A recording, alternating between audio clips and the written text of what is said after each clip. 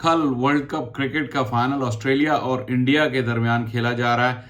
कल के मैच में कुछ भी हो, यहां मैं ये जरूर कहना चाहूंगा कि ये जो वर्ल्ड कप क्रिकेट 2023 ये इंडिया की एक सेलिब्रेशन का लम्हा है। उन्होंने जो क्रिकेट मैदान में खेली सो खेली, जिस तरह तमाम इवेंट को इंडिया को की प्रोजेक्शन के लिए इस्तेमाल किया गया, जिस तरह इंडिया ने शो ऑफ किया अपने इंफ्रास्ट्रक्चर को, अपने मुल्क को, ये यकीनन उनके लिए एक बहुत बड़ा मोमेंट है। और everyone involved in that World Cup should be really proud of themselves.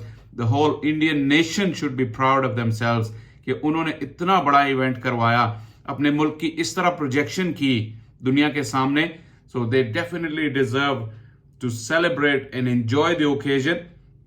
कल फाइनल में जो हो सो हो, इंडिया ने जो क्रिकेट खेली है ऑन द पेपर ऐसा लगता नहीं कि वो ये मैच हारेंगे, लेकिन ऑस्ट्रेलिया भी एक जो स्पोर्टिंग नेशन है, उनकी जो ट्रेडिशन है, वो कभी भी इतने बड़े मैच में लेस देन 100% नहीं देंगे। वो अपनी पूरी कोशिश करेंगे, पूरी जान लगाएंगे कि वो ये ट्रॉफी लेकर जाएं। ऑस्ट्रेलिया के लिए नॉर्मली भी ये मशहूर है कि वो बहुत फाइटर हैं, बहुत प्राउड नेशन है, स्पोर्टिंग नेशन, क्रिकेटिंग नेशन। और जब इतना बड़ा प्राइस ऑन द लाइन हो वर्ल्ड चैंपियन का, तो ऑस्ट्रेलिया से भी उम्मीद की जाती है कि वो जबरदस्त मुकाबला करेंगे। लेकिन जैसे मैंने शुरू में कहा कि the whole Indian nation should be proud कि जिस तरह इंडिया ने इस टूर्नामेंट को होस्ट किया है, कंट्रोवर्सीज असाइड, वो तो होनी थी, इतने बड़े इवेंट होगा जब, तो इस तरह की कहीं ना कहीं बातें होंगी।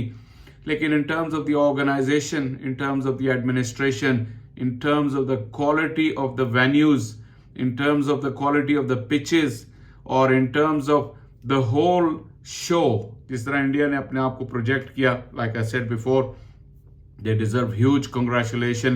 और on top of all that, icing on the cake कि जिस तरह इंडिया खेला, उन्होंने इस पूरे इवेंट को एक सेलिब्रेशन बनाया, एक ऐसी सेलिब्रेशन जिसमें दिवाली भी आई और पूरे मुल्क ने उस सेलिब्रेशन को जो है एंजॉय किया।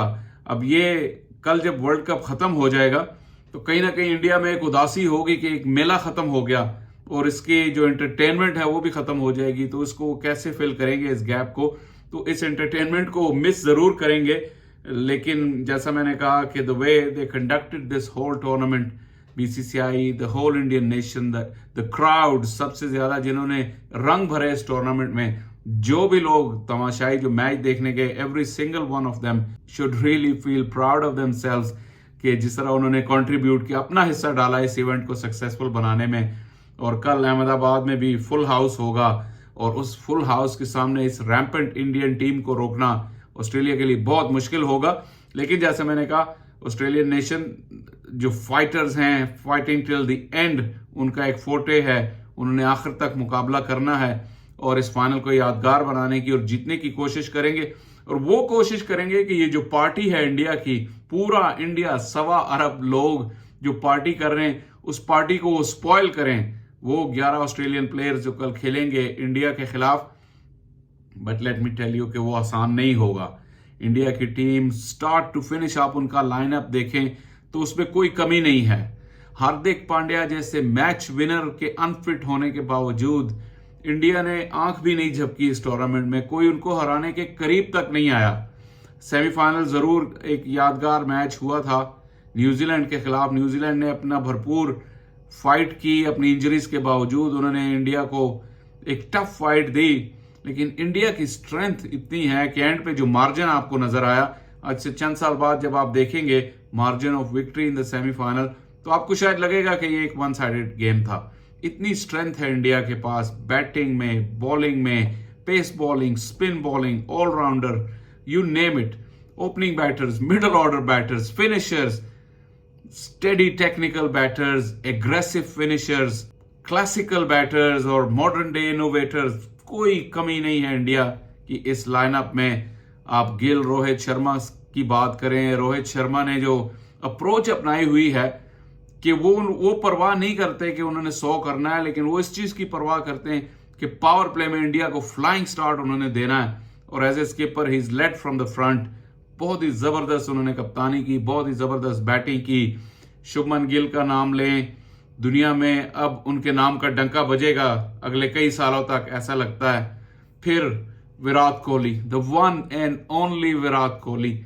उनको कौन रिप्लेस कर सकता है? और इस टूर्नामेंट में उन्होंने अपनी जिंदगी की बेस्ट क्रिकेट खेली और अभी फाइनल के लिए वो बिल्कुल तैयार है। 50 सेंचुरियां भी वो मुकम्मल कर चुके हैं अपनी ओडीआई क्रिकेट में।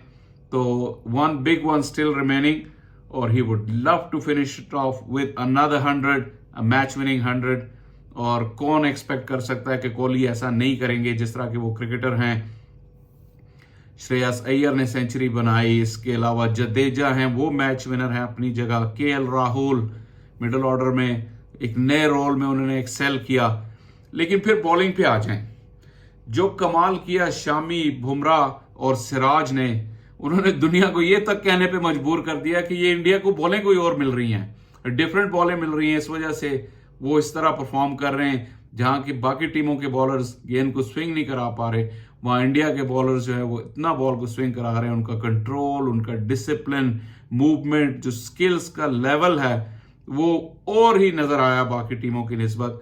तो दैट सीम्स के इंडिया को हराना नामुमकिन है। लेकिन ये क्रिकेट है, हमें पता है इसमें कुछ भी हो सकता है। लेकिन overall a celebration of cricket, a party of cricket in a cricket mad country like India was worth watching. बहुत मजा आया वो देखकर। और we all will be sad tomorrow when it all ends, but all good things have to come to an end. So still, everyone who was involved, once again, huge congratulations. और for India's sake, for India's fans sake, उम्मीद करते हैं कि ये party India की victory पर खत्म हो। ऑस्ट्रेलियंस को शायद ये बात मेरी पसंद नहीं आएगी।